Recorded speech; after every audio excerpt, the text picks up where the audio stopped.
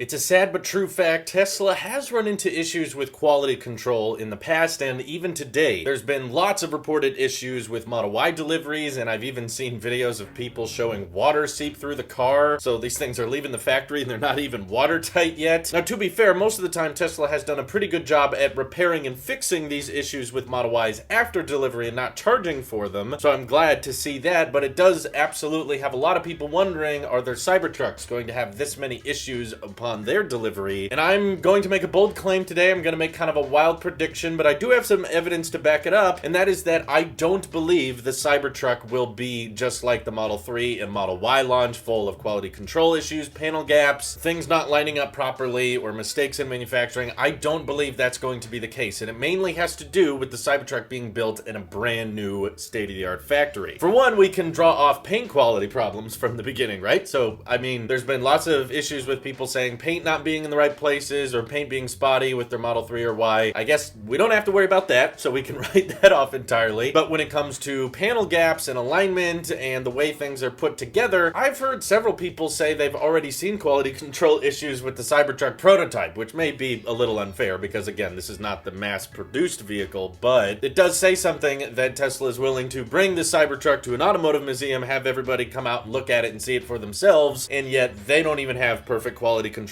on this model. So what does that say for the production model? Well, as I've talked about previously, Tesla has showcased that they actually can build vehicles with insanely good quality control, industry leading in fact, from Giga Shanghai. And I think it's not just a simple fact of, well, China must be good at building things and the US sucks at building things. It's that simple, right? I mean, it's a huge cultural association to just assume that because they're built from different people, one is good and one is bad. I think it more so has to do with what Elon has alluded to in more recent podcasts, where he talked about how there was zero customer research done for the Cybertruck and how they're approaching factories at every new location. They're trying new techniques and trying different processes to figure out how to make the car in the most time-effective way and also in the most quality-assured way. And in that sense, because Giga Shanghai is doing so well with quality control on the Model 3, I think that because Giga Texas is going to be the latest factory, the largest factory, and also the most heavily advanced manufacturing techniques, Elon has talked about gigafactories being built sort of like processors, where they try to find ways of minimizing space and getting circuitry and transistors closer together. That way you can have a more cost-effective and time-effective factory line. And because of that, and knowing that the Cybertruck is being built with totally different manufacturing techniques than what's being used in Giga Fremont, and now we also know that when Tesla is in complete control of the facility, you know, they build it from the ground up, they can result in making some really, really high-quality vehicles that are built well and don't have manufacturing issues from the beginning. And I think it's also a common misconception that I've heard brought up a lot whenever I talk about the fact that I think Tesla can achieve Cybertruck deliveries by the end of next year. A lot of people are like, no, Tesla shouldn't rush this factory. They need to take their time. They need to wait and make sure quality control is figured out. That way they have a solid product once they start delivering it to people. Which my response to that is, well, for one, they've proven with the Model Y, they don't really care if quality control is an issue as long as they can get their cars on the road. That matters more to them. They would much rather fix the cars that have quality control problems after delivery than they would just wait and slow down factory production so they can iron out the kinks. It's not a good strategy, but it's one they've shown they're willing to do. And for two, I would also argue that the quality control of the vehicles coming out of the factory has very little to do with how long it took the factory to be built. As we saw with Giga Shanghai, things went from dirt and mud in a field to an operational factory churning out Model 3s in less than a year. Basically, you just had a plot of land in January, and by November, you had trial production beginning of that Model 3. And again, quality control there has been fantastic. It's been doing very well and industry leading there. And I think personally that they're going to take what they've learned from Giga Shanghai, from Giga Berlin. New manufacturing techniques, of course, are going to be used for the Cybertruck that don't require paint jobs, don't require body panel presses, because of course stainless steel in the exoskeleton is way too hard for that stuff. So manufacturing everything that goes into the Cybertruck, I think, is going to end up being a lot more simple compared to the 3 or Y. And since it's the latest factory and they're going to be trying to optimize assembly and manufacturing at best possible case scenario, I think that high quality control we get from Giga Shanghai and we'll likely see from Giga Berlin, which is getting this new state-of-the-art paint shop using completely different paint techniques than what Tesla's using today. Who knows what they could be working on for Giga Texas and how next generation that factory is going to be. And because of how they're learning and figuring out how to better build the machine that makes the machine, Fremont has proven time and and time again to just be kind of a dated, unoptimized factory that they have bought in the early days to get their cars up and running, but now that they're a billion-dollar company with much more disposable income, they can afford to build facilities from the ground up, have them be bigger and more optimized, and they get to control the assembly line a lot better than propping up tents in a parking lot. And for that reason, I don't think the Cybertruck is going to have those body panel problems, those gaps, those creaks, those stains. I think that they're going to iron things out this time, and Giga Texas is planning on being Tesla's,